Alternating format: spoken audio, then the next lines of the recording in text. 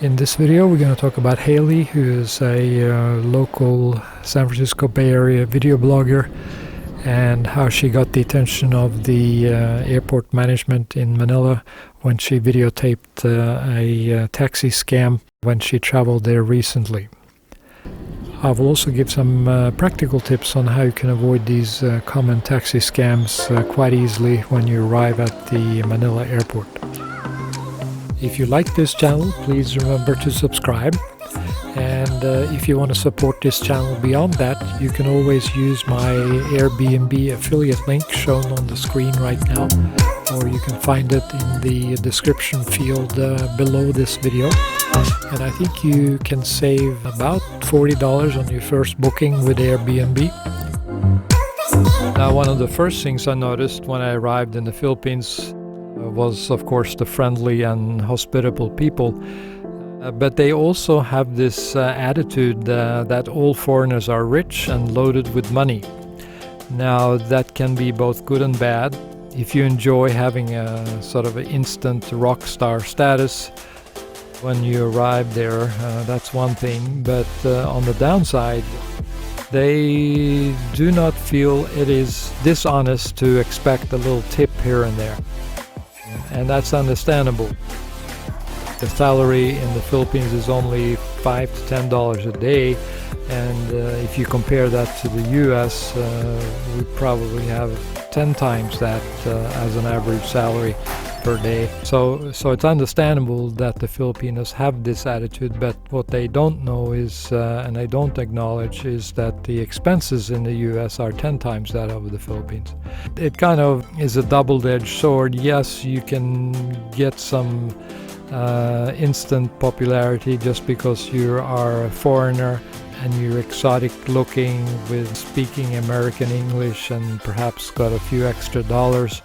That's a good thing, but you got to be aware of the downside, which is they do not feel any remorse by trying to ask for a tip or a loan or a few favors here and there.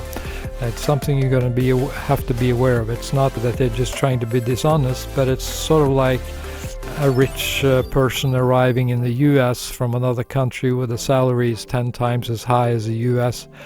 When they invite you out for dinner, you may also expect they will pick up the tab or the bill at the dinner table. It's just human nature. I'm telling you this because sometimes it can go overboard. There will be gold diggers that seek out foreigners just because they know the income or the salary is higher overseas, and they will try to exploit you, and they have no interest in having a romantic relationship, but they just want to take you for a ride and try to get as much money and cash from you as possible. That's just something you got to live with. Now, this attitude of the Filipinos bleeds over sometimes into the taxi drivers, and they think there is nothing wrong with asking foreigners to pay a couple of extra dollars for their taxi ride and turn off the meter. It's of course illegal, and especially in the international airport, it's against the rules and it's frowned upon, but as long as I've traveled to the Philippines in the last 10 years, I've seen it all the time. They turn off the meter, or they prefer not to turn on the meter when you get in the cab, and they will just give you an inflated taxi fare. And the way to work around this is simply to always ask the meter to be turned on, and even before you put your luggage in the car, make sure you ask the driver, is meter okay? Start the meter, Kuya. How about ate 500? No, I'm not gonna do this with you. Okay, ate. I'll transfer you to other taxi, ate. You don't have to get into a big argument. Just say, is the meter okay to use? And if they say no, or they try to give you a fixed price, just go to the next cab. There are plenty of honest metered taxi drivers in the airport that will be happy to take your business. So don't even argue with the guy some guy wants to do a fixed rate. The problem is sometimes, like it probably was with Haley, she had some big luggage already loaded in her car, and she maybe forgot to ask the guy if he was willing to turn on the meter, and she was tired and she didn't want to get out of the cab right in the middle of the traffic with some big luggage trying to get another taxi. So that's understandable. So when you arrive at the Manila International Airport, just ask the driver, is the meter okay? Don't load your luggage into the taxi before you have confirmed that the meter is okay, because sometimes the helpers on the curb or the taxi driver himself will start loading your luggage into the taxi even before you have confirmed that the meter is okay. Usually I grab a taxi on the top level of the airport. That's where people arrive to depart from Manila, and then the taxi will be just waiting, or it will be vacant to drive out of the airport because they've just dropped off some passengers.